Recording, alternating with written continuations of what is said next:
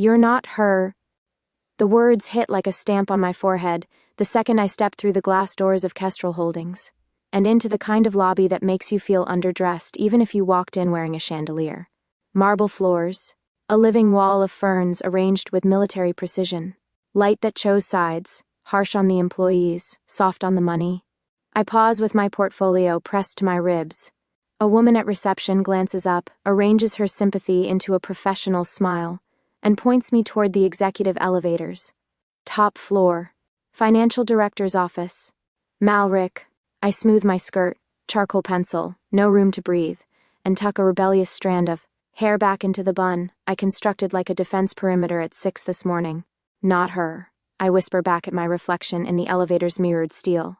Good. I hadn't applied to be someone else. The elevator hums upward. My stomach hums with it. I check the time, 7:58. First day. First minute. The metal doors slide open to a hallway so quiet my heels sound like minor crimes. Framed photographs of mergers stare down from the walls.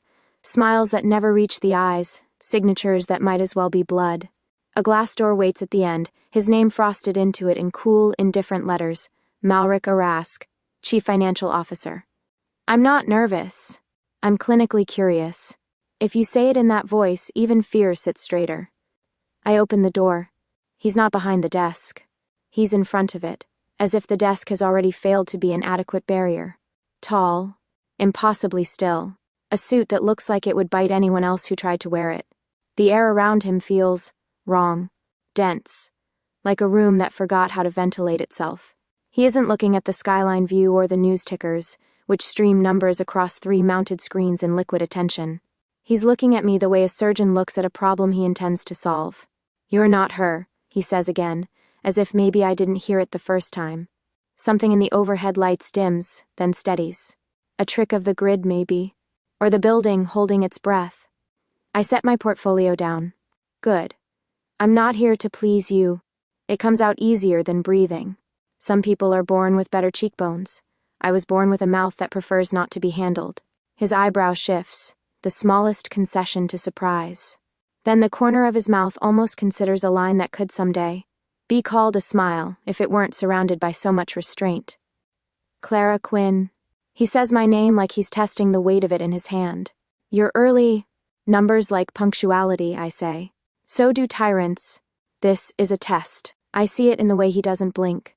Circles of light halo on the glossy floor between us. I have a mental image of a chessboard, a bad habit from graduate school, except here the pawns probably take you. He gestures toward a chair. Sit. Do I pass the obedience portion if I also roll over? He ignores that. Fine. We can grow into our jokes. I sit, crossing one leg over the other in the exact angle the magazine articles call powerful. He sits opposite, the desk a neutral country between us now. From this distance, I can see the color of his eyes, winter blue, but not icy. Icy would be honest. These are something else. The kind of blue you trust right up until the water closes over your head. Your resume is impressive, he says. The board liked your work at Garrison and Cole. You moved a division from red to black in 6 months. Numbers don't hold grudges. People do. And yet you left. An executive tried to cut my team's budget during audit season, I say. Then shrug. I made a chart of the risks shaped like a coffin. He didn't find it festive. There it is again, that phantom smile, gone as soon as it thinks itself. You'll find our culture here. Different. Different as in open to creativity, or different as in bring your own shovel. He doesn't answer. He doesn't need to. The screens on the wall flicker, a cascade of tickers reorganizing themselves. The digits shuffling like obedient soldiers into cleaner formations. It would be nothing in another office. In this office, it feels choreographed. Your predecessor, he says, and the dimming happens again. So slight I'd swear the shadows leaned an inch closer, was efficient. Past tense like a slammed door. Efficient like a knife. She resigned? I ask. He studies me. I get the impression he doesn't often explain himself, which makes this part feel almost generous. She decided her interests lay elsewhere. There's a room in that sentence. Windows sealed shut. She was important to you, I say before I can stop myself. Important to this office? To the company, he corrects. Then after a beat to me, the air temperature dips. Not by much. Just enough to change the way my lungs measure it. My scalp tightens under its pins. I tell myself I imagined it, the way a reasonable person imagines away the mouse in the cupboard at midnight. I slide a folder across the desk. Budget recovery plan for third quarter. I annotated last year's overspend on operational efficiencies and took a red pen. To 3 vendor contracts that think we don't know what market rate means. He doesn't touch the folder. He looks at me. It's not hostile, not exactly. It's evaluative. Like standing under a scanner in an airport and wondering what parts of you glow. Why did you accept this job, Ms. Quinn? Because you made an offer twice the market rate, with conditions I couldn't get anywhere else. And because you like the challenge, he says, uncannily certain. You like telling a mess it's not allowed to be a mess anymore. I like telling the truth. I lean back. Sometimes the truth stops being polite. That's not my fault. The truth, he repeats, as if sampling a flavor that refuses to flatter him. One of the screens chirrups and resolves into a new set of projections. He lifts a hand, the movement sharp and precise as a conductor, and the data rearranges into a cleaner argument. He didn't touch anything. No keyboard, no mouse. The hairs on my arms stand up anyway. I clear my throat. Neat trick.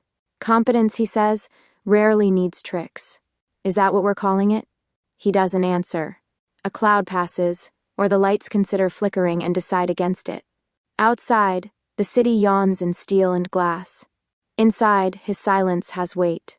People talk about you, I say, because I might as well audition all my bad decisions at once. He steeples his fingers. I'm aware. They say you don't tolerate errors. I don't. They say you don't forgive. I don't confuse forgiveness with productivity. They also say you're not. I let the sentence hang, like a necktie from a ledge. Not what? It isn't a threat. It's a curiosity that could lead to one, not patient. A compromise.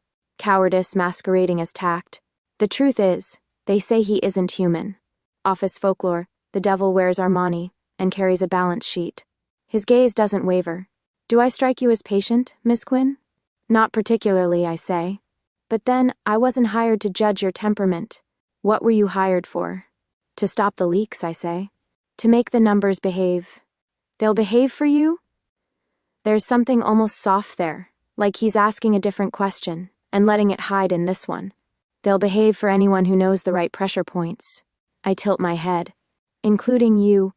We sit with that. It's funny. The things that start to feel like companionship, silence that doesn't.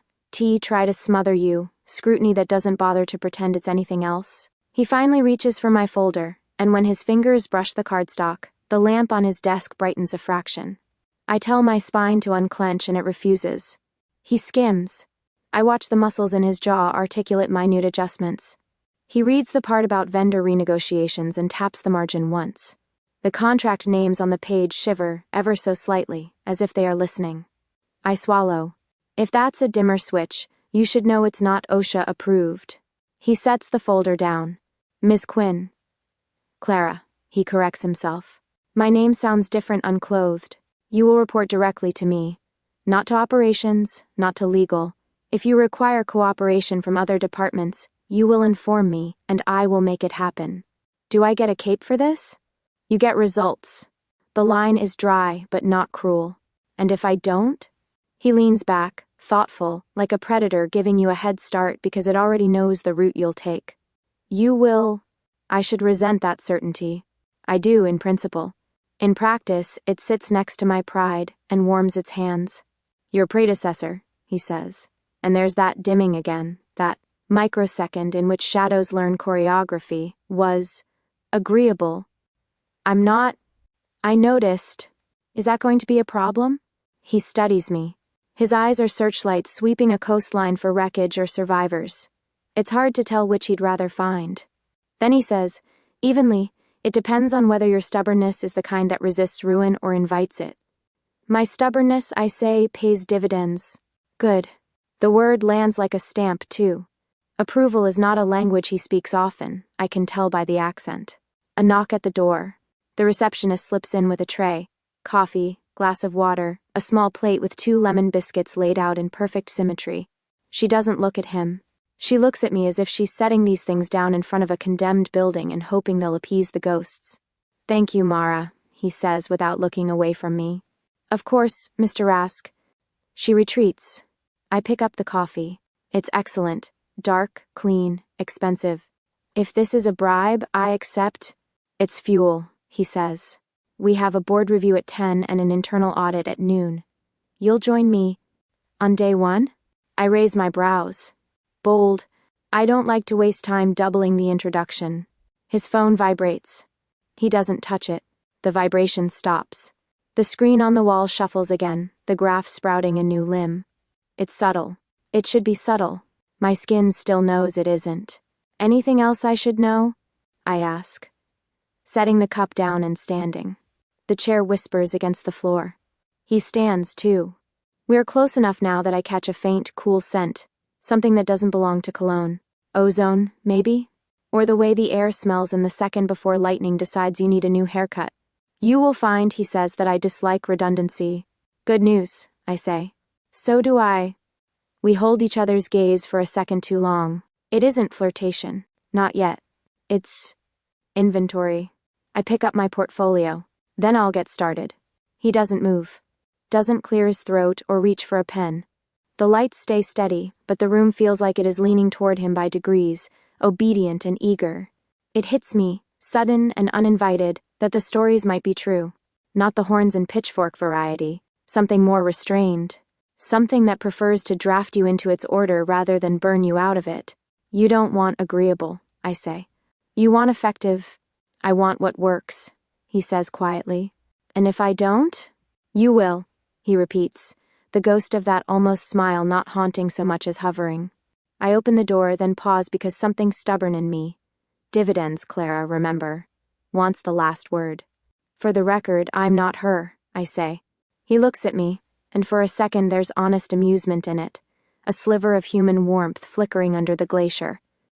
The room doesn't dim this time. It brightens, barely, like a pulse under skin. "I know," he says. "Good." His attention sharpens, pins me there the way magnets pin filings. The boardroom down the hall clicks, a sound too small to notice, unless you're searching for exits. "Then why?" he asks, low enough that the city outside can't hear it. "Do I want you to stay?" The open office floor was a hive, if the bees had all agreed to whisper about the queen bee's executioner instead of making honey. I walked past rows of glass-partitioned desks, my heels thudding a rhythm against the carpet tiles, and felt the way conversations dimmed whenever I entered the periphery. People glanced up from spreadsheets, offered the kind of polite smiles you give to strangers at funerals, and bent back over their work with the urgency of survival. The whispers weren't subtle. "That's the new one. She won't last a week. Bet she doesn't know. She'll find out." I wanted to tell them my hearing worked fine, thanks. Instead, I held my folder tighter and offered my best impression of a woman too busy to bleed. At the far corner, a young guy with glasses perched halfway down his nose leaned toward me as I passed. "Just don't make mistakes," he whispered, like he was giving me contraband. "I'm in finance," I said. "Mistakes are kind of the enemy." He paled, as if the walls themselves were tattling. "I mean it. He doesn't tolerate them. He, not the CFO, not Mr. Rask, just he." I smirked. And here I thought this was a normal office. His eyes darted to the tinted glass wall of the executive corridor. "It's not." By lunchtime, I understood what he meant. My inbox held a stack of reports so bloated they should have come with medical warnings. Variances, reconciliations, subsidiary performance breakdowns, all with deadlines that were technically in the future but realistically impossible. The kind of work you assign someone when you wanted to watch them fail in 4K resolution. I cracked my knuckles, pulled my coffee closer, and whispered to the reports, "I eat spreadsheets for breakfast." By 3 o'clock my brain was fried, my eyes were raw, and my sarcasm reserves were running low. But the reports were tidy, balanced, lined up like obedient soldiers. I even left a note on one. "Try harder next quarter." The company cafeteria looked like it had been designed by someone who thought marble countertops would make soup taste richer. People scattered in clusters, speaking in hushed tones, as though a loud laugh might summon an audit. I carried my tray, coffee, salad, a croissant that cost more than my last Netflix subscription, and searched for a seat. The coffee tasted like liquid gold. Not in the delicious sense. In the I just spent actual gold on this sense. $4.50, I muttered, shaking my head. At this rate, I'll need a second job to pay for caffeine. Not necessary, said a voice. I froze. Not because of the words, but because of the way the air seemed to bend around them. Malrik. He stood at the edge of the table, suit immaculate, expression carved from something colder than granite. Nobody else had followed him in, but the room shifted anyway. Conversations died in patches, like lights going out one neighborhood at a time. Mr. Rask, I said, because apparently my survival instinct had taken a coffee break. Didn't see you there. You were busy, he replied, his gaze flicking to the cup in my hand. Complaining about the price. It's extortionate, I said before common sense could gag me. If I end up in financial ruin, I'll send accounting my empty wallet as Exhibit A. A silence stretched. I braced myself for impact. Instead, he tilted his head, slightly, like a scientist watching a new reaction bubble in the petri dish. You find the coffee expensive, he said, as though testing the logic. Don't you? I don't drink it. Of course he didn't. He looked like the kind of man who survived off contracts and obedience. Well, I said, for the rest of us mortals, it's highway robbery. Something flickered across his face. Not amusement exactly. Interest. The kind that unnerved me more than anger would have. You completed the reports, he said. I did, in less time than projected. Numbers don't like being kept waiting. He studied me, gaze steady, hands clasped behind his back. Your annotations were unconventional. Honest, I corrected. Try harder next quarter, he quoted, voice flat, but there was a faint edge to it. It's constructive feedback, and if they don't try harder, then they get another note. Maybe in bold next time. The cafeteria air tightened. I had the distinct sense that people nearby were holding their breath. I should have stopped talking. I didn't. He leaned forward ever so slightly, enough that the fluorescent light above flickered, as though deciding whether it still wanted to shine. You're aware most employees don't speak to me this way. Most employees aren't me, I said. The pause that followed was surgical. Then no, they're not. The fluorescent light steadied. The conversations around us hesitantly restarted. He straightened, gaze still locked on me, and then turned as though something invisible had called him elsewhere. Continue as you are, he said. For now. I raised my cup in mock salute. Cheers to affordable rebellion. If he heard, he didn't acknowledge it. He walked out of the cafeteria with the same precision he walked into it. And the room exhaled only once the doors closed. Back at my desk, I caught people sneaking glances at me, a few with curiosity, most with pity. The guy with glasses from earlier slid a sticky note onto the corner of my desk. It read, "You're either very brave or very doomed." I smiled, scrawled back, and slid it toward him. Why not both? When I looked up, Malrik was standing in his glass-walled office, watching the floor below like a chess master staring at the board. His eyes flicked once to me. Not long enough to be obvious, just long enough for me to know he had. And the strangest part? It wasn't anger I saw there. It was curiosity. By 10 a.m., the conference room had been polished into submission. Glass table. 12 ergonomic chairs arranged like a jury. City skyline glinting behind a screen that already displayed a deck titled Strategic Liquidity Options, because around here, even panic wore a suit. I sat to the left of the head of the table, laptop open, hands pretending not to shake. The client, Harper Lane of the Lane Consortium, a man with cufflinks more expensive than my grad degree, tapped a pen on a legal pad in little anxious bursts. His CFO, a woman named Mendez with a silver bob and the patience of a saint, kept giving him looks that said, for the love of solvency, do not improvise. When Malrik walked in, the room changed temperature. Not enough to blame the thermostat. Enough that every throat in there remembered to swallow. Mr. Lane, he said, voice smooth but not soft. Ms. Mendez, thank you for coming. Of course, Lane said, then gestured at the screen. I hope you have something reassuring. I have something accurate, said Malrik, and nodded to me. Right. Showtime. I clicked through the first 3 slides. Cash burn, debt maturities, vendor exposures. Lane's pen tapping accelerated from restless to percussive. Mendez's mouth flattened into the bleak line of a woman who could see the bottom of a well and the skeletons at the bottom waving back. "Slide 4, said Malrik. I switched. The projections populated, columns and line graphs, painting a picture that was not friendly, but at least intelligible. And then the numbers moved. Not the way they do in a formula updates. Not the way I told them to animate for emphasis. They shifted like soldiers standing at attention one by one, tightening the formation. Lane's EBITDA line pulled itself a smidge upward. A variance cell blinked and settled 1 decimal. To the left, a contract date rolled forward a week as if the calendar itself had been persuaded. The summary table, my summary table, flattened its outliers and re-rounded them as if embarrassed to have been caught. I didn't move. I didn't breathe. Nobody else gave any sign they'd noticed. Maybe they hadn't. Or maybe this was one of those moments where reality politely looks away. I clicked again, because motion is a story's best camouflage. We've modeled 3 scenarios, I heard myself say. Conservative, aggressive, and what we're calling the egregiously optimistic. Cute, Lane muttered.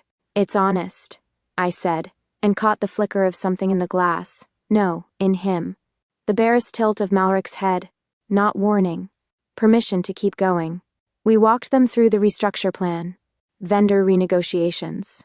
A credit facility reprice. A surgical divestment with a polite press release that would read like a wedding.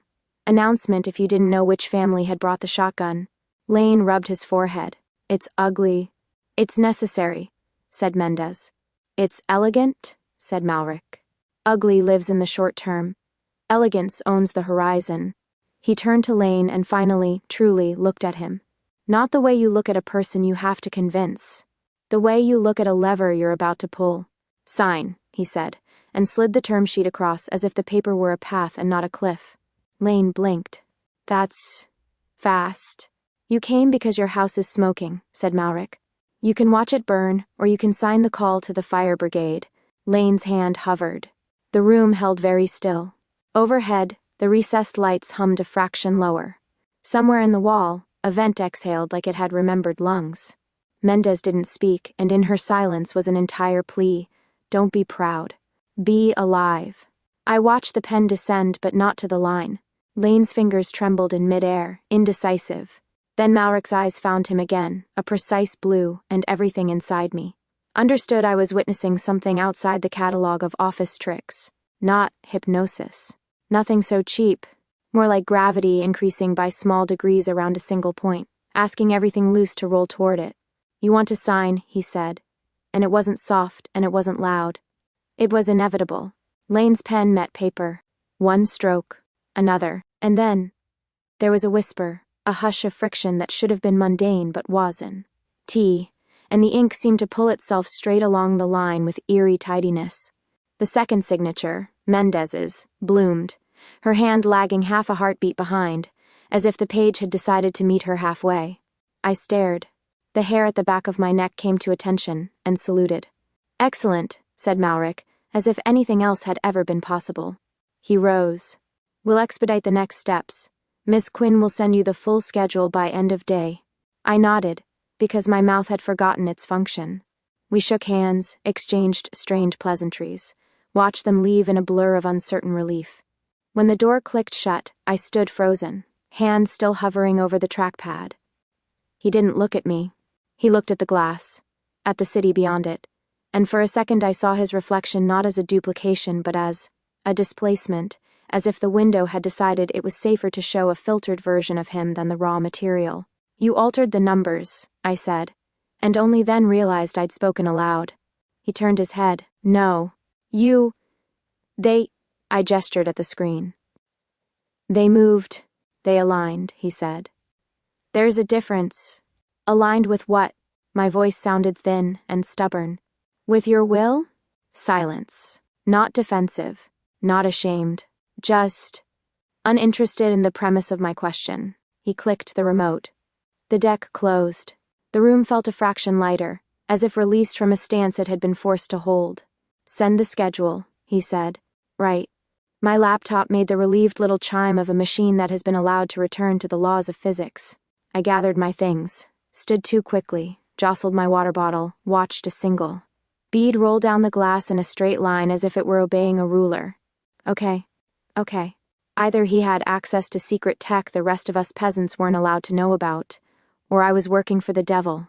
And why did the second option feel more logical? Night found the office emptied of most witnesses. The open floor plan that hummed with whispered fears by day now played white noise and screensaver constellations. I stayed, because the schedule had to be immaculate and because, truthfully, I didn't want to go home and pretend I hadn't seen ink form itself into consent. At 9:30, a storm stumbled into the city. Rain fingerprinted the windows, lightning sketched chalk lines across the sky and erased them again. In my corner, the desk lamp cast its rational cone of light over pivot tables and timelines.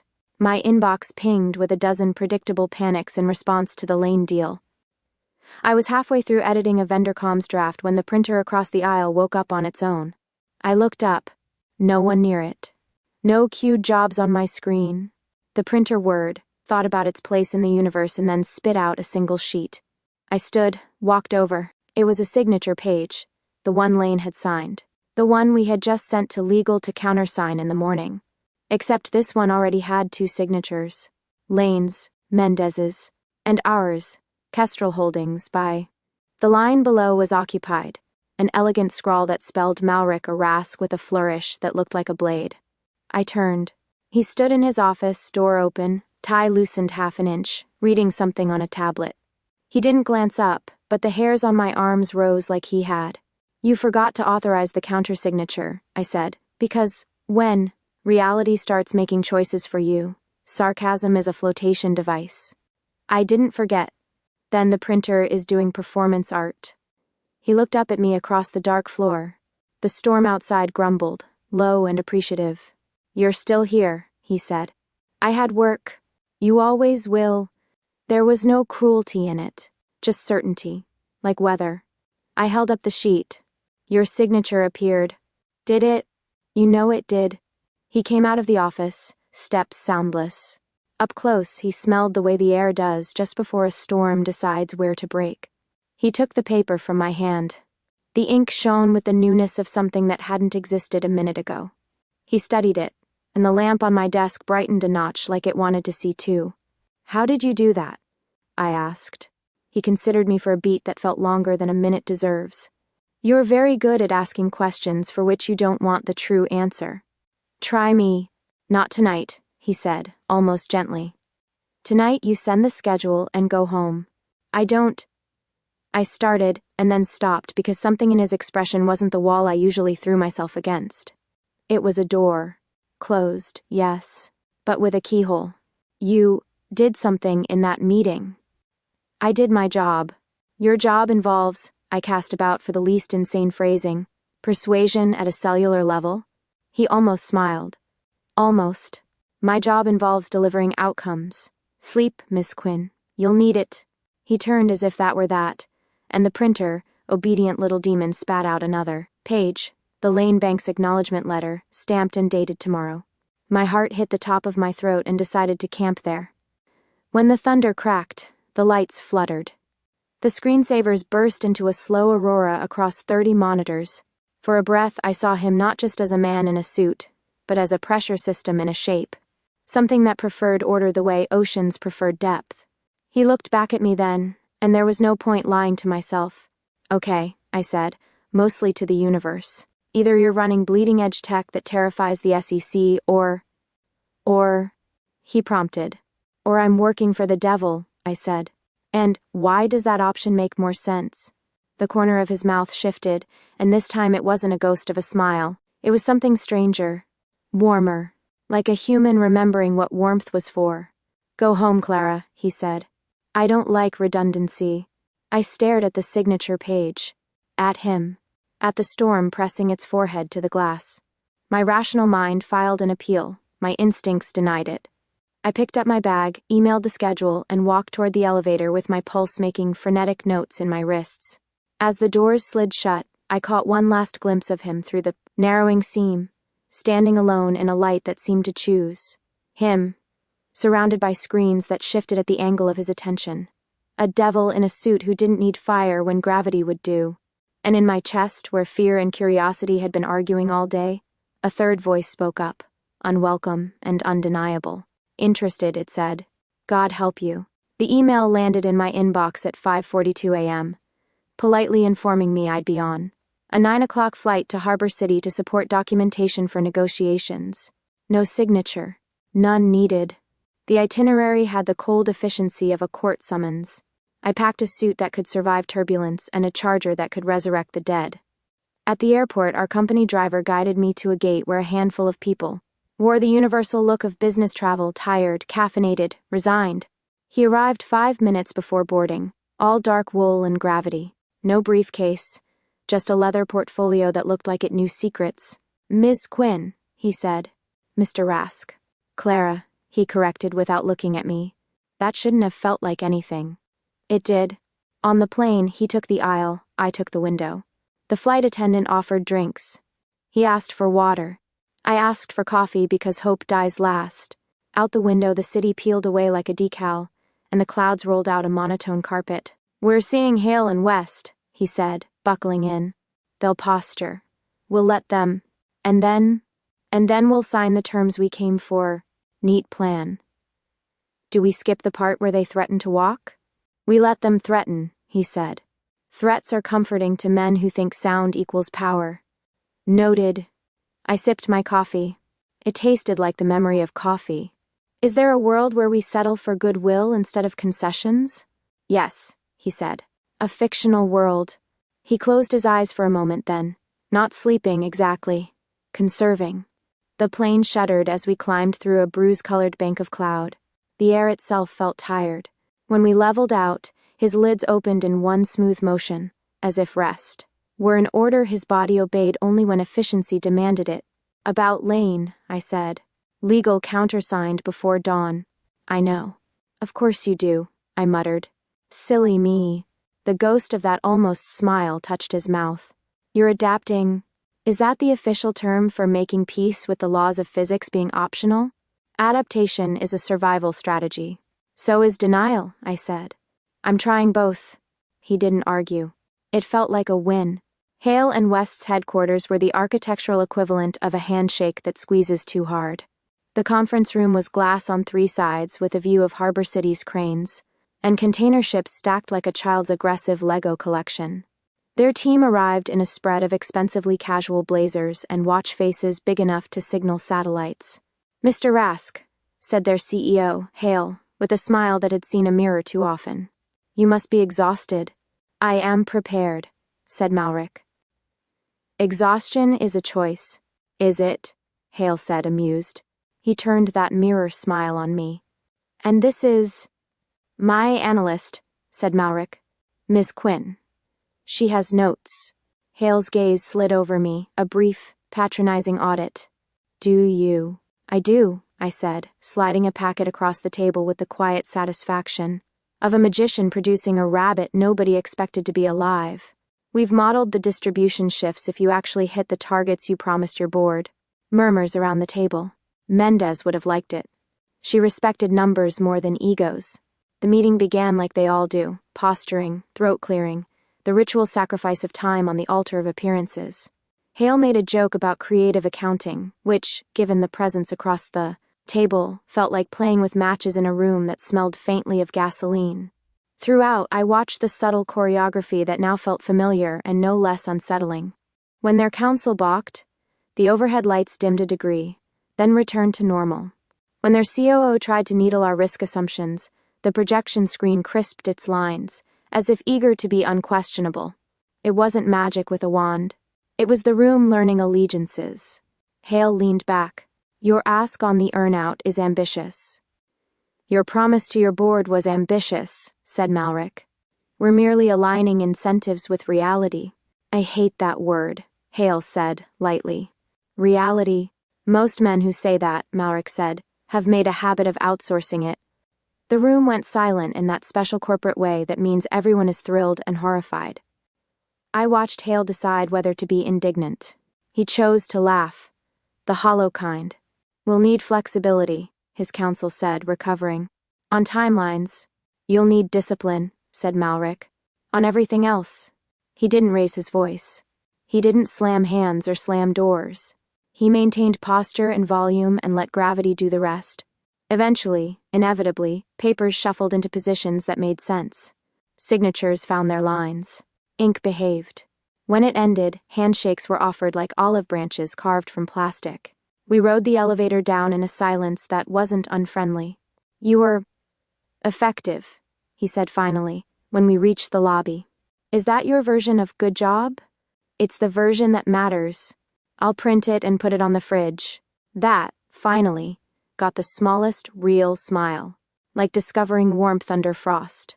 The hotel was one of those chains with carpets patterned to hide sins and beds too crisp to be anything but aspirational. He took a suite on the 20th floor. My room was across the hall, standard issue comfort. At 8 my phone chimed. Suite 2001. "Bring your laptop." 6 words that felt like coordinates. I told myself it was work. It was work. I still checked my hair in the mirror. He answered the door without preamble, sleeves rolled, tie loosened. The suite was Phase 1 luxury, minimalist furniture, floor to ceiling. Windows framing the harbor lights like fallen constellations. On the low table, a bottle of red sat open, 2 glasses beside it like props waiting for actors. "I don't drink on spreadsheets," I said, stepping in. "I do," he said, pouring a modest amount into one glass, water into another. He handed me the water. The gesture felt almost considerate. We sat up at the dining table. Me with my laptop, him with a tablet and a stack of contracts. For a while, the only sound was typing, and the muffled city breathing under the windows. The wine caught the light when he lifted it, leaving a slow stain on the glass. "You're tired," I said, when he pinched the bridge of his nose. "I'm functional." "That's not the same." "It's sufficient." He worked like someone disciplining time itself, deliberate, unhurried, relentless. But as the hours wore themselves down, the corners softened. A line appeared between his brows that hadn't been there at the office. His eyes tracked the page a fraction slower. He took a breath that sounded almost human. I made notes, sent emails, processed the day into the skeleton of narrative that investors like to call communications. It was almost domestic, if your idea of domestic included debt covenants. Around 11, the room shifted from bright to gentle. Neither of us got up to dim anything. The lights accommodated.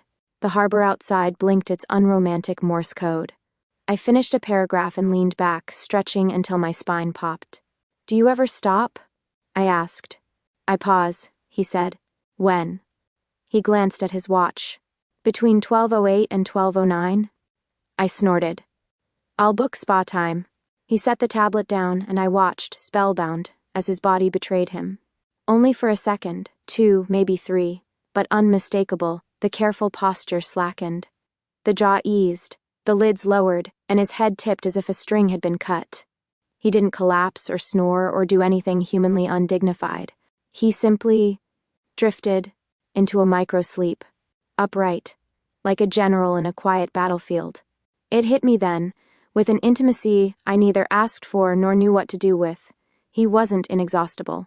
The power I'd been orbiting all week had a center that went dark and needed relighting. It made him more terrifying and more bearable in the same breath. I didn't move. The room held very still, deferential. A minute later, he woke the way a machine might. On, no fuss, no apology. The only evidence was the line between his brows, softer now, and the wineglass sitting untouched. I pretended I hadn't noticed. He pretended he believed me. "Timeline?" he asked. I slid my screen toward him. "Legal goes first thing. Comms by 9. Vendor calls staggered." He read, nodded, and then his gaze snagged on the bottom of my draft, where I'd added a line item. Cost of cafeteria coffee still egregious. His mouth curved. The real thing this time, unguarded. A quiet, surprised smile that warmed the room by 3 degrees and did very inconvenient things to my heartbeat. "You're incorrigible," he said. "Accurate," I said. "And hungry." He reached for the phone. "Room service." I blinked. I was joking. I wasn't. He ordered with the efficient politeness of a man who has never been told no. 15 minutes later, a cart arrived with food that tried hard to be comforting, and almost succeeded. Pasta, salad, something chocolate that looked illegal. He didn't eat. I did, with the shamelessness of a person who has been living on anxiety and almonds. He watched me for a moment, not predatory, not managerial, curious, like a scientist discovering a mammal that thrives on sarcasm and caffeine. "This," I said around a forkful, "is the part where you tell me to go get 6 hours of sleep." 7, he said. "Humans require it. Do demons?" His eyes lifted to mine. No flinch, no denial. Just the barest acknowledgement that we had both stopped pretending. "We require order," he said. "That's not the same as rest." "It is close." "Close doesn't count," I said softly. He looked at me then, not through me, not past me. At me. The line between his brows deepened, and for a second I saw what he might look like with the armor set aside. A man who had bartered his softness a long time ago, and only remembered sometimes that he missed it. "Eat," he said, gentler than the word had a right to be. "Then sleep. Bossy. Efficient." I finished the chocolate because defiance comes in many forms. I packed up my laptop, slid my chair back, and stood. He stood too, out of a habit of courtesy that surprised me. At 9, he said, "We review the response from Hale and West. I expect they'll push on the warranty clauses. I'll bring a sharper pen." "Bring whatever you like," he said, and the words were neutral, but something in them wasn't. At the door, I paused. "For the record," I said, "I know gravity when I feel it." He didn't pretend not to understand. "And yet you're still in orbit." "For now," I said. "I like the view." That got me another smile, quick as a meteor, and twice as bright. "Go to sleep, Clara." I stepped into the hallway, the carpet absorbing my footsteps, the door closing with a soft click behind me. In my room I set my alarm for an ungodly hour, and lay staring at the ceiling while the harbor lights blinked their indifferent lullaby. He was a devil in a suit. I was a woman who should have known better. And for the first time since the interview that had felt like an execution, I didn't want to run. By Monday the office had resumed its religion of whispers. Open space, lowered voices, the occasional glance thrown like a paper airplane that never lands. I walked in carrying 2 coffees, one for me, one for the man who didn't drink. Because even devils deserve the illusion of warmth on a cold morning. I didn't make it to my desk. She intercepted me in the corridor, leaning on the glass like she owned her reflection. Pretty in a way that knew it. All gloss and angles and the kind of lipstick you wear when you want people to remember the shape of your mouth. Dark hair. Colder smile. "Clara," she said, pronunciation crisp as broken ice. "I'm Sienna." I hadn't met her, but I knew. The air around her had that practiced hum of proximity to power. The former assistant. "Welcome back," I said, because I was raised by a woman who believed in politeness as armor.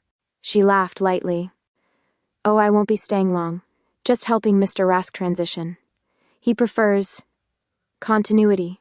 "Continuity," I repeated. The coffee in my left hand went from companion to weapon. "Of what?" "Standards," she said, letting her gaze take inventory. "He likes things done a certain way. And you did them." I didn't make it a question. "I did," she said, that smile sharpening. "And I'm very good at it. He appreciates competence." "So do I said. "We might get along." "Unlikely," she said, and drifted past me with the kind of perfume that clung to the air like a rumor. At my desk, someone had left a small stack of color-coded tabs and a note in looping script, "For your filing. You missed a few." The tabs were the exact shade of hospital green that makes you feel like you're the mistake. I set them gently in the trash. By 10, the whispers had upgraded to looks, the kind you feel on your skin. At 11, the looks grew teeth. An email hit my inbox with the subject line, "Variance Report, Unauthorized Revisions." It was from Internal Audit, CC'd to Operations, Legal, and the devil himself. The body was hell's version of polite. "We've identified material changes in last quarter's variance report submitted under your credentials. The revisions significantly alter risk posture. Please advise whether you authorized these changes." 3 attachments. The first, my original report. The second, a version with rosy numbers and margins that looked like they'd been plumped by good intentions and lying. The third, system logs showing the report had been amended at 2:17 a.m. by Quinn. My stomach dropped with the neatness of a bad elevator. I reread the email twice, then stood, walked to the young guy with glasses who'd warned me on day 1, and said, "Eli, Please tell me you didn't leave my login on a sticky note for the whole floor. He blinked. What? No. God, no. Okay, I said, breathing through the panic, trying to shape it into a plan. Then someone used my credentials. How? He pushed his chair back, rolling to his second monitor. I can check logs for local access. Who's been in your machine? Who's on your network? Do it, I said, then went hunting for a person who would either fix this or end me. Sienna was in the corridor outside the executive suite, chatting with operations like they were co-parents of a difficult child. She broke off when she saw me.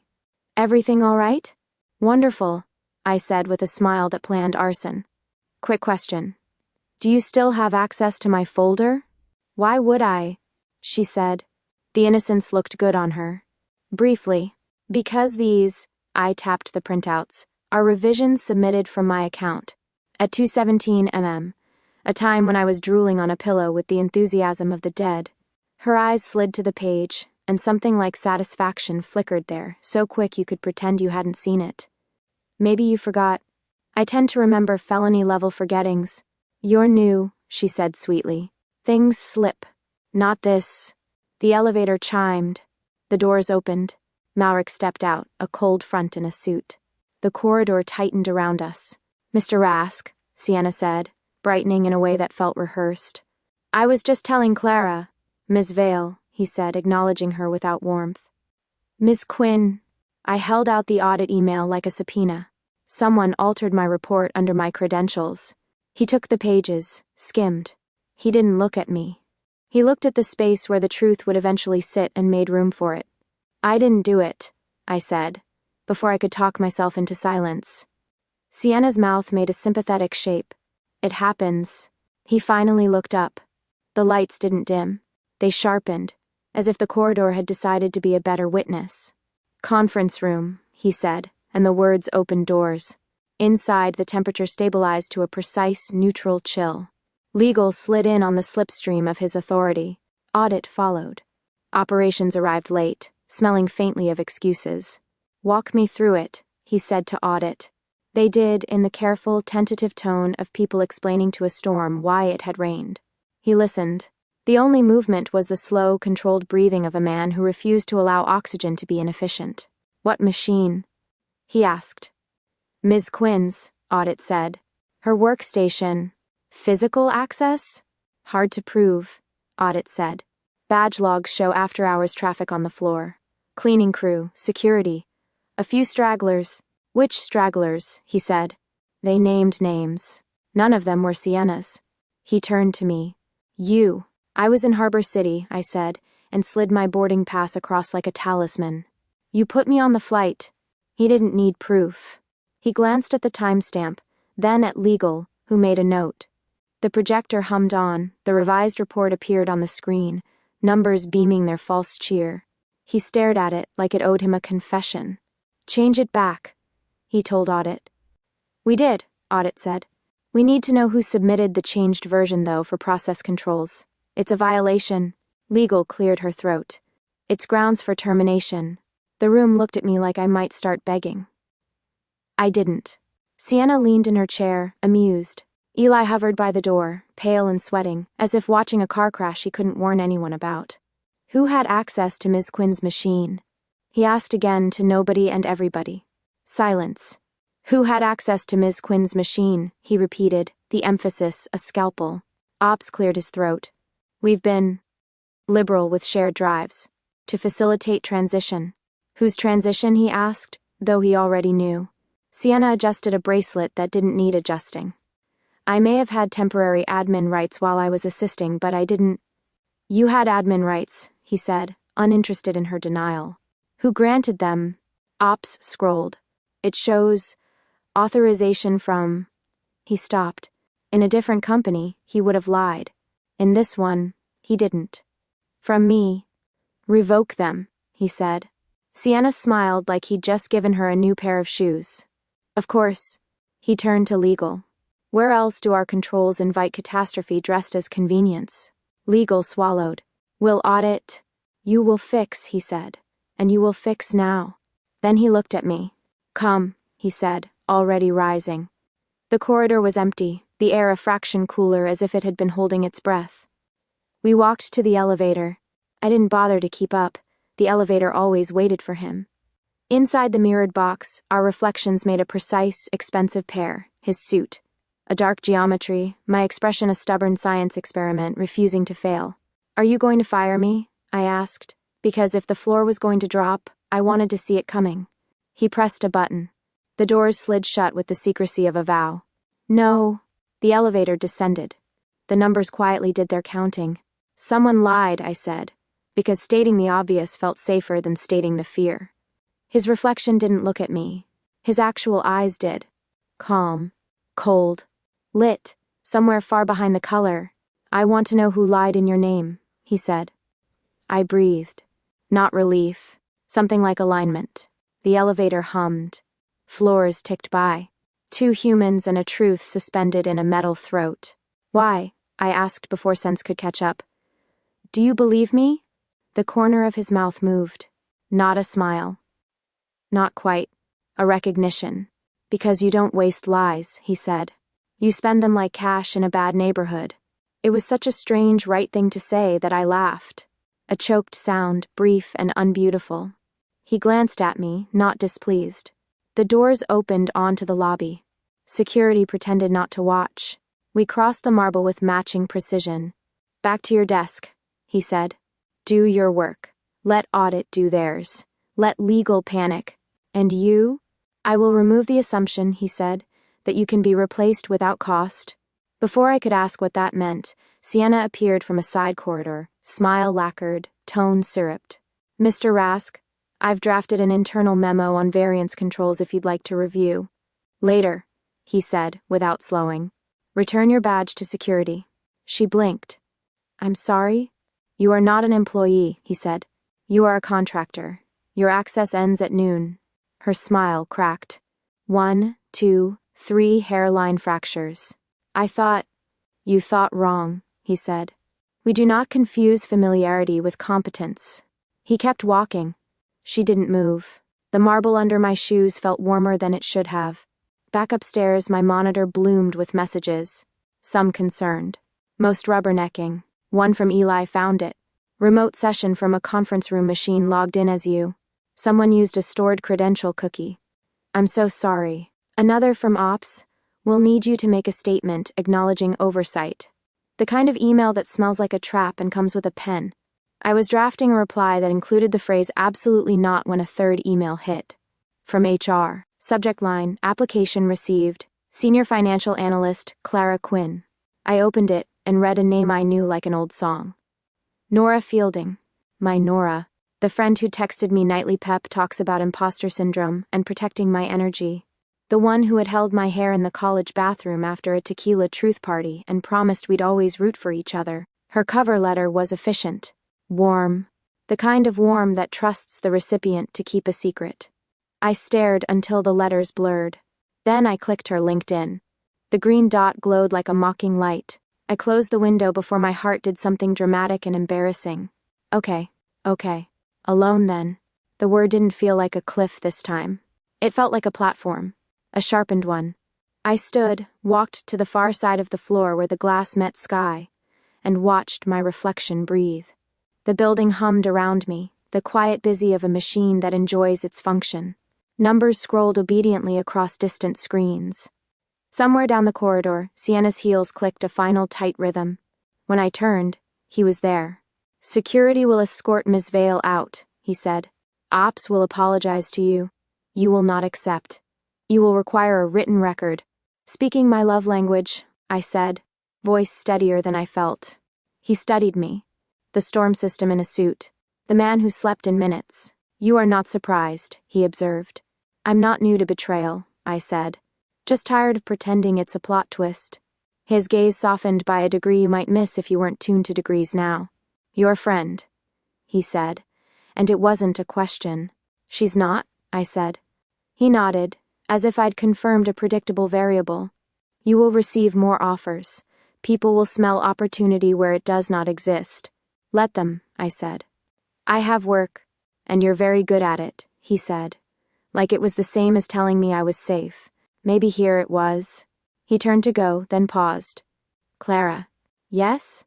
You asked why I believed you, he said. There's another reason. I'm listening. You are inconvenient, he said, and the hint of a smile gave the word an edge I liked. Liars try to be convenient. I sat back down at my desk and opened a blank document titled Process Controls. Actual. My fingers found their place on the keys. Behind me, the elevator chimed, ferrying somebody else's emergency to a different floor. In front of me, cells waited to be told what to do and did it.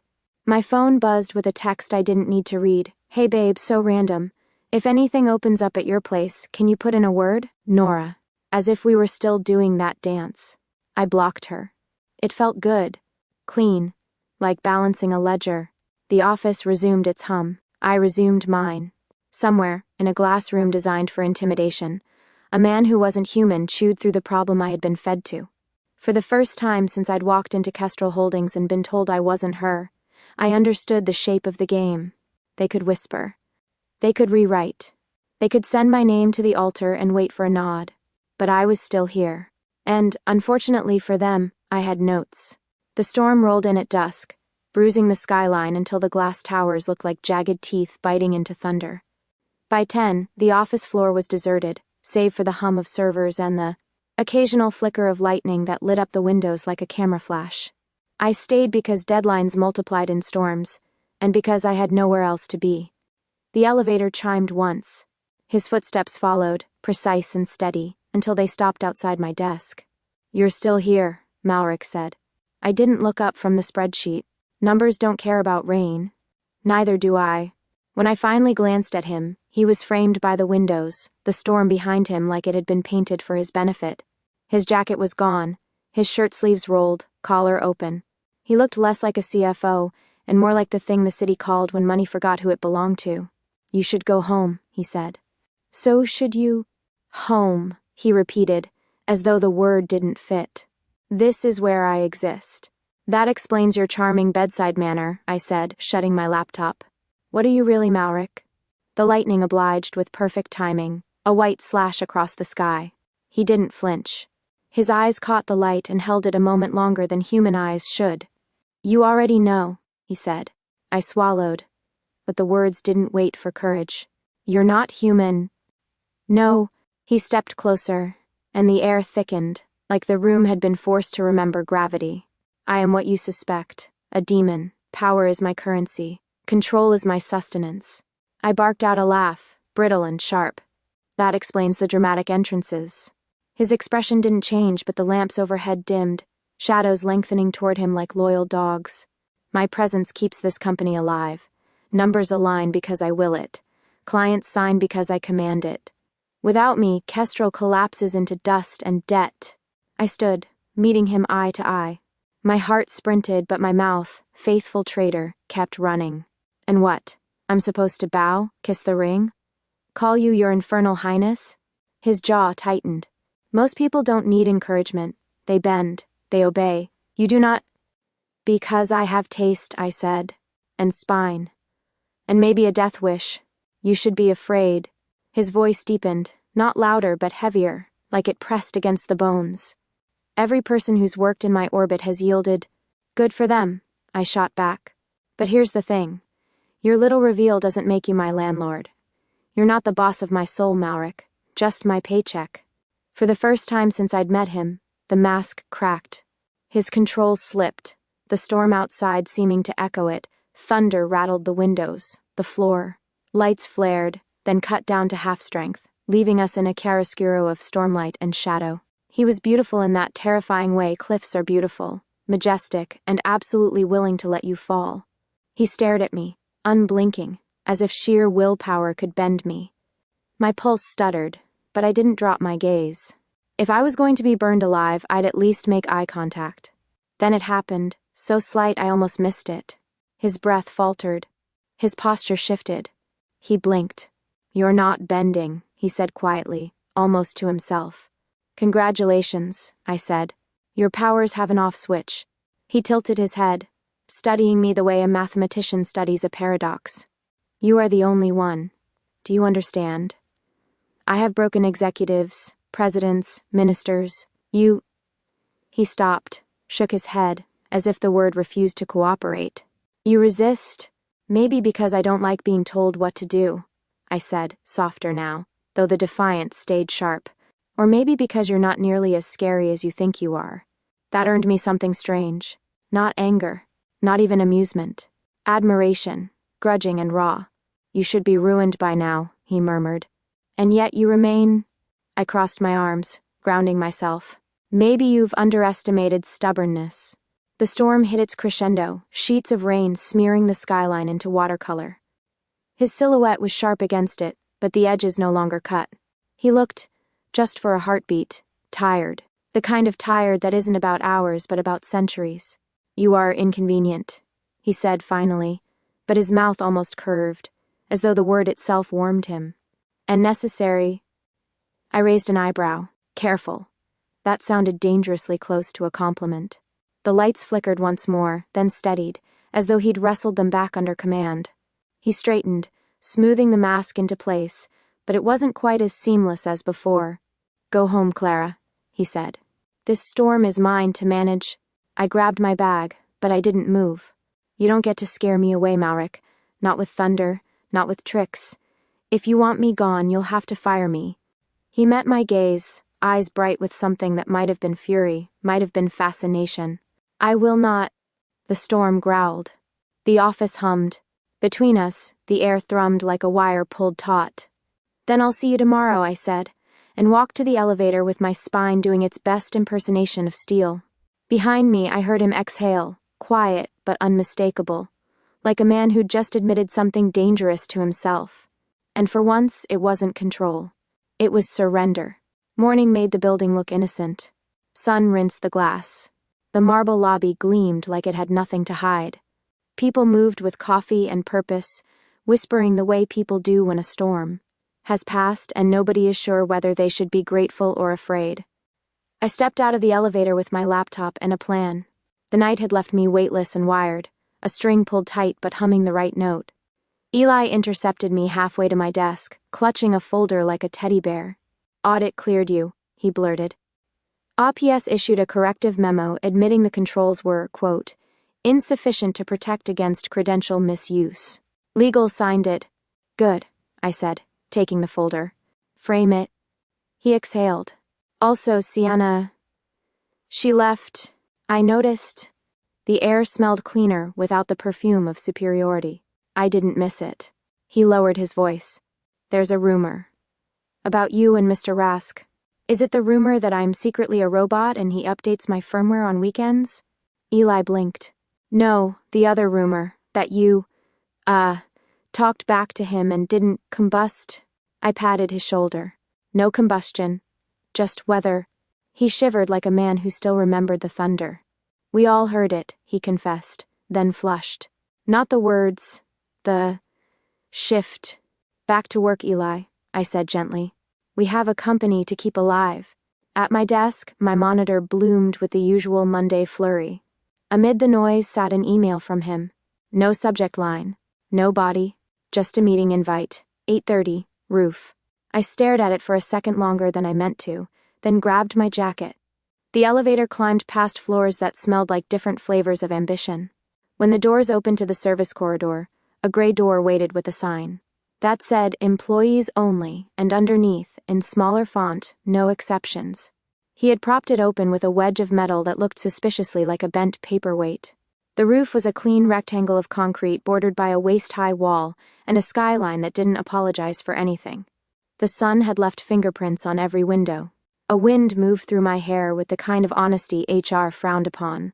He stood near the edge, hands in his pockets, jacket unbuttoned. The city looked like it had been arranged for him. Cranes poised, trains threading their silver. Through glass canyons, water winking in the distance as if they'd struck a private joke. You picked a dramatic venue, I said, stepping into the glare. It limits interruptions, he replied, turning. The light made his eyes less winter and more sky. For a beat, we did the thing we do, inventory. He looked for fractures, I looked for tell. You asked me last night what I am, he said. You were not satisfied with the answer. I was satisfied. I leaned against the wall beside him, the city humming under my elbows. I just wasn't finished. He nodded like he understood the difference. This company, he said, glancing out at the glass, the cranes, the arterial roads pulsing with traffic, requires control to survive. It is a machine, and I keep it from eating its own gears. I have believed for a long time that the only way to do that is to tighten. You're very good at tightening, I said. World champion. A ghost of a smile. Yes. He took a breath, a human one, chest expanding like it had weight. You should know, in case transparency still holds value between us, that I did not keep you because you were convenient to my power. I kept you because I did not want to let you go. The air thinned. The wind quieted to listen better. Somewhere below, a siren wailed at an acceptable distance. I do not want to let you go, he corrected, present tense like a landing. You don't keep people, I said quietly. That's not what we do. I am learning, he said, terribly, slowly. But learning? I watched his throat work around the next sentence like it had edges. I want you here, he said. The 4 words stripped of armor. Not because I can bend you. Because you don't bend. The city tried very hard not to be romantic. It failed. I turned to face him fully. I'm staying, I said, and watched his attention move in closer, as if proximity had always been a choice. Not for the salary. His mouth twitched. That would be a first. Not for the power. Not for the machine. For you. The words surprised me only in how unsurprising they felt. But if you try to control me again, if you try to turn me into a lever instead of a person, I'll leave. The wind lifted the edge of his jacket and let it fall. He absorbed that like a man who had expected a different shape of pain and found this one oddly clean. You will not threaten, he said, not correcting me, correcting himself. You will state terms. He considered them. I accept. You accept. My autonomy? I arched a brow. Careful. HR might faint from pure joy. I accept that I cannot keep what I hold too tightly, he said. And that your defiance is not a flaw to be corrected. It is an attribute to be protected. Now you sound like a performance review, I said, smiling despite the ache in my chest. Then let me speak plainly. He looked for a second as tired as a century, then as young as a first risk. Stay, he said, as if he had never asked for anything in a way that allowed refusal. Not because I command it. Because you choose to. I stepped closer until the heat of him registered, that ozone note in the air like a secret only the 2 of us could smell. Up this close you could see the flawlessness and the fractures both. The centuries behind the eyes and the newborn attempt in the mouth. I'm choosing, I said. But we do it on ground rules. He nodded. List them. Don't sign for me, I said. Not on contracts. Not on choices. Done. No moving numbers to make a point unless the point is we are honest. Agreed. No weaponizing my stubbornness against me. He considered, then tilted his head. Elaborate. I exhaled a laugh. Don't put me in situations where my only move is to be the woman who refuses you. That's not partnership. That's theater. He took that in like a man testing a new instrument's weight. Understood. And when I tell you I'm afraid... I swallowed that pride-boned sentence. Don't fix it with force. Stand there with me and look. I will try, he said, and the honesty in try was not small. You should know, sometimes the building responds to me when I am not careful. I've noticed, I said. We'll teach it manners. Together. This time, the smile was real and not at my expense. We stood like that, side by side, watching a container ship drag its obstinate bulk into the bay. The light came up another degree, bathing the glass in a brighter permission. Down below, the open floor was awash with speculation. You realize, I said, they're all going to panic. They already are, he said. HR sent me a briefing titled, Managing Rumors, which suggests that, if we simply smile less at each other, equilibrium will be restored. You? Smile less? I gasped. Impossible. His mouth did the disobedient thing. I am willing to compromise. As am I. I angled toward the door. Come on. Let's go disappoint a lot of whispers. The elevator carried us down like a secret that had decided to be ordinary. When the doors opened onto the executive floor, the air shifted with the attention of a dozen people doing extremely casual not looking. I walked to my desk. He walked to his office. We did nothing remarkable. It didn't help. I heard it first from the copy room, a frantic whisper threaded with awe. She tamed the devil. Then from the break area, where someone dropped a spoon. No, she negotiated with him. Which is worse. Eli pinged me a message. Are we safe? Also, holy. We're fine, I typed back. Tell the rumors to hydrate. At 10, we sat in a boardroom and presented reality to people who prefer fiction. He didn't move the numbers. I didn't make a joke that got me fired. We were, unintentionally, a team. By noon, the office had downgraded from panic to wary fascination. At 3, he sent me the last email of the day I intended to read. 17, roof. I declined and wrote back, tomorrow. Coffee first. Human rules. He replied with a single word, noted. The lights in my corner brightened a fraction, like approval. 5 o'clock arrived with the relief of a bell. I shut down, gathered my bag, and walked toward the elevators through the hum of a machine that, miracle, felt less like a maw and more like a city. At the lobby, the doors slid open. He stood there, hands in pockets again, gaze steady. I thought we said tomorrow, I said. We did. He stepped in beside me and pressed the button for the roof. This is a separate matter. What matter? He didn't answer. The doors opened to sun beginning its slow descent. The roof welcomed us with the same unadorned honesty as morning. Wind, light, the city performing its ongoing trick of being both brutal and beautiful. We walked to the edge. He turned to me, eyes unarmored. I will not hold your hand, he said softly, and for a second I thought I had misheard. Not unless you... He stopped. The sentence had a cliff. He let go. Not of me. Of control. His fingers relaxed, palm open at his side, like a man returning something he had no right to take. Sun warmed the concrete under my shoes. The wind tugged my hair loose. Below, the building breathed. I reached for his hand and took it. His fingers curled around mine, not claiming, just answering. The city carried on. Somewhere, a rumor died of natural causes. Clara, he said, and my name sounded like a place. Yes? Your interests, he said, as if we were writing a clause into a better contract. They will be mine. Good, I said, squeezing once, because mine include very expensive coffee. That, he said, almost laughing. We can negotiate. We stood there while the afternoon leaned toward evening. 2 silhouettes on a roof the building would always remember. He let go. I chose, and when gravity called us both back inside, we went, together.